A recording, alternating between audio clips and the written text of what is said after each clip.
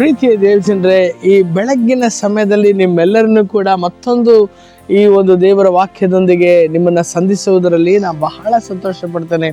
ಪ್ರಿಯರೇ, ಯಾವಾಗಲೂ ಕೂಡ ನಮ್ಮ ಕೊರತೆಗಳನ್ನೇ ನಾವು ನೋಡ್ತಾ ಇರ್ತೇವೆ. ಯಾವಾಗಲೂ ಕೂಡ ದೇವರು ನಮಗೆ ಏನನ್ನೆಲ್ಲ ಕೊಟ್ಟಿದ್ದಾರೆ ಎಂಬುವಂಥದ್ದನ್ನು ನೋಡದೆ ಯಾವಾಗಲೂ ಕೂಡ ದೇವರೇ ನನಗೆ ಇದನ್ನು ನೀ ಇನ್ನೂ ಮಾಡಿಲ್ವಲ್ಲ, ದೇವರೇ ನನಗೆ ಯಾವಾಗ ಅದ್ಭುತನ ಮಾಡ್ತೀಯ, ದೇವರೇ ನೀ ಯಾಕೆ ದೇವರೇ ನನ್ನ ಒಂದು ಪ್ರಾರ್ಥನೆಯನ್ನು ನೀವು ಇನ್ನೂ ಕೇಳ್ತಾ ಇಲ್ಲ, ದೇವರೇ ಒಂದು ಅದ್ಭುತ ನನ್ನ ಜೀವಿತದಲ್ಲಿ ಯಾವಾಗ ನಡೀತದೆ, ಇನ್ನೂ ಎಷ್ಟು ಕಾಲ ನಾನು ಕಾಯಬೇಕೆಂಬುದಾಗಿ ಅನೇಕ ಒಂದು ಗಲಿಬಿಲಿಗಳ ಮಧ್ಯದಲ್ಲಿ, ಚಿಂತೆಯ ಮಧ್ಯದಲ್ಲಿ ನಾವು ಇರ್ತೇವೆ ಹೊರತು ಯಾವಾಗಲೂ ಕೂಡ ದೇವರು ಮಾಡಿರುವಂಥ ಕಾರ್ಯಗಳನ್ನು ಒಂದು ಬಾರಿ ನೆನೆಸುವುದಕ್ಕೆ ನಮಗೆ ಸಮಯ ಇರಲ್ಲ ಪ್ರಿಯರೇ.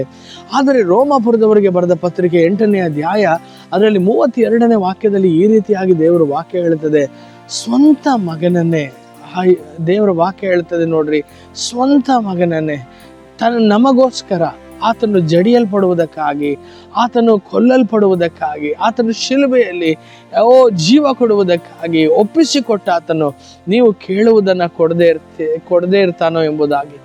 ಕೆಲವೊಂದು ಸಮಯದಲ್ಲಿ ನಾವು ಹಾಗೇನೆ ಪ್ರಿಯರೇ, ದೇವರು ಏನನ್ನ ಕೊಟ್ಟಿದ್ದಾರೆ ಅನ್ನುವಂಥದ್ದನ್ನು ಯೋಚನೆ ಮಾಡದೆ, ಏನನ್ನ ನಮ್ಮ ಜೀವಿತದಲ್ಲಿ ಕೊಟ್ಟಿಲ್ಲ ಎಂಬುವಂಥದ್ದನ್ನೇ ಮಾತ್ರ ಕೇಂದ್ರೀಕರಿಸ್ತೇವೆ. ಆದರೆ ದೇವರ ಮಕ್ಕಳಾಗಿರುವಂಥ ನಾವು ಕೂಡ ಒಂದು ಬಾರಿ ಯೋಚನೆ ಮಾಡಬೇಕು. ದೇವರು ನಮಗೆ ಕೊಟ್ಟಿರುವಂಥದ್ದು ಇದುವರೆಗೂ ನೀವು ಕೇಳಿರುವಂಥದ್ದು ಅಥವಾ ಯಾವತ್ತಿಗೂ ನೀವು ಕೇಳಲಿಕ್ಕಾಗದೇ ಇರುವಂಥ ಒಂದು ದೊಡ್ಡ ಬಹುಮಾನವನ್ನು ಪರಲೋಕವು ನಮಗೆ ಆಗಿ ಕೊಟ್ಟಿದೆ. ಯೇಸುವನ್ನೇ ನಿಮಗಾಗಿ ದೇವರು ಕೊಟ್ಟಿದ್ದಾರೆ ಅಂದರೆ ನೀವು ಕೇಳುವುದನ್ನು ಆತನು ಕೊಡದೇ ಇರುವನೋ ಎಂಬುದಾಗಿ ದೇವರ ವಾಕ್ಯ ಹೇಳ್ತದಲ್ಲ. ನಿಮ್ಮ ಪ್ರಾರ್ಥನೆಗಳು ಅದು ಯಾವಾಗಲೂ ಪರಲೋಕವು ಆಮೇನೆದಾಗಿ ಹೇಳುವಂಥದ್ದಾಗಿದೆ. ನಿಮ್ಮ ಒಂದು ಕೋರಿಕೆಗಳನ್ನ ಪರಲೋಕದ ದೇವರು ಯಾವತ್ತೂ ತಳ್ಳೋದಿಲ್ಲ. ಅದಕ್ಕಾಗಿಯೇ ಆತನು ನಮಗೆ ವಾಗ್ದಾನ ಮಾಡಿದಾನಲ್ವ, ನೀವು ನನ್ನ ನಾಮದಲ್ಲಿ ಏನೇ ಕೇಳಿಕೊಂಡ್ರು ನಾನು ನಿಮಗೆ ಕೊಡ್ತೇನೆ ಎಂಬುದಾಗಿ. ಈ ದಿನ ನಿಮಗೆ ಅನಿಸ್ಬಹುದು ದೇವರು ನಿಮ್ಮ ಪ್ರಾರ್ಥನೆಯನ್ನು ಕೇಳಿಲ್ಲ ಎಂಬುದಾಗಿ. ಆದರೆ ಈ ದಿನ ನಿಮ್ಮನ್ನು ನಾನು ಉತ್ಸಾಹಪಡಿಸ್ತೇನೆ. ದೇವರು ತಕ್ಕ ಸಮಯದಲ್ಲಿ ಎಲ್ಲವನ್ನ ಸುಂದರವಾಗಿ ಮಾಡೋ ದೇವರು.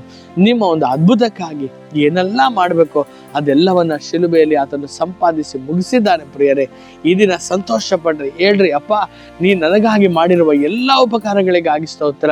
ಪರಲೋಕದ ರಾಜನೇ ನೀ ನನಗೋಸ್ಕರ ಬರ್ಬರವಾಗಿ ನನಗಾಗಿ ಜೀವವನ್ನು ಕೊಟ್ಟಿರುವಾಗ ನನ್ನ ಜೀವಿತದಲ್ಲಿ ಅಸಾಧ್ಯವಾದದ್ದು ಯಾವುದೂ ಇಲ್ಲ. ದೇವರು ನೀ ಮಾಡುವಂಥ ಕಾರ್ಯವನ್ನು ನನ್ನ ಕಣ್ಗಳು ಕಾಣ್ತವೆ, ನಾನು ನೋಡ್ತೇನೆ ಎಂಬುದಾಗಿ ಸಂತೋಷ ಪಡಿರಿ. ಕರ್ತನು ಈ ಒಂದು ದಿನ ನಿಮ್ಮ ಪ್ರಾರ್ಥನೆಗಳಿಗೆ ಸದುತ್ತರವನ್ನು ದಯಪಾಲಿಸಲಿ ಎಂಬುದಾಗಿ ನಾ ಪ್ರಾರ್ಥಿಸಲೇ. ತಂದೆ ಆದ ದೇವರೇ, ಯೇಸುವಿನ ನಾಮದಲ್ಲಿ ಅಪ್ಪ, ನೀವು ಈಗಾಗಲೇ ಕೊಟ್ಟಿರುವಂಥ ಆಶೀರ್ವಾದ ನಮ್ಮ ಜೀವಿತದಲ್ಲಿ ಇನ್ನು ಮೇಲೆ ನಾವು ಕಾಣುವಂಥ ಎಲ್ಲ ಆಶೀರ್ವಾದಗಳಿಗಿಂತಲೂ ಮೇಲಾದದ್ದು. ಯಾಕಂದರೆ ನೀನು ಸ್ವಂತ ಮಗನನ್ನೇ ಕೊಟ್ಟಿದ್ದೀರಾ ಸ್ವಾಮಿ. ಆ ಕ್ರಿಸ್ತನ ಮೂಲಕ ಸಕಲ ಆಶೀರ್ವಾದಗಳು ಕೂಡ ನಮಗೆ ದೊರಕಲ್ಪಟ್ಟಿದೆ ಸ್ವಾಮಿ. ಯೇಸುವಿನ ನಾಮದಲ್ಲಿ ಆ ಎಲ್ಲ ಆಶೀರ್ವಾದವನ್ನು ಹೊಂದಿರುವಂಥ ನಾವು ಅಪ್ಪ ಈ ಒಂದು ದಿನ ಅರಿಕೆ ಮಾಡ್ತೇವೆ, ನೀ ಮಾಡುವುದೆಲ್ಲವೂ ಒಳ್ಳೆಯದೇ, ನೀ ಎಲ್ಲವೂ ಸಮಯಕ್ಕೆ ಸರಿಯಾಗಿ ಅದ್ಭುತವನ್ನು ನೀ ಮಾಡುತ್ತೀ. ಅದಕ್ಕಾಗಿ ನನಗೆ ಸ್ತೋತ್ರ. ನಿನ್ನ ಮಕ್ಕಳು ನಿನ್ನ ಮುಖವನ್ನು ನೋಡುವವರು ಎಂದಿಗೂ ಆಶಾಭಂಗ ಪಡೋದಿಲ್ಲ. ಆ ರೀತಿಯಾಗಿ ನೀವು ಒಬ್ಬೊಬ್ಬರನ್ನ ಈ ಒಂದು ದಿನ ಆಶೀರ್ವದಿಸಿದ್ದಕ್ಕಾಗಿ ಸ್ತೋತ್ರ. ಯೇಸುವಿನ ನಾಮದಲ್ಲಿ ತಂದೆಯೇ, ಆಮೇನ್, ಆಮೇನ್. ಕರ್ತನು ನಿಮ್ಮನ್ನು ಆಶೀರ್ವದಿಸಲಿ.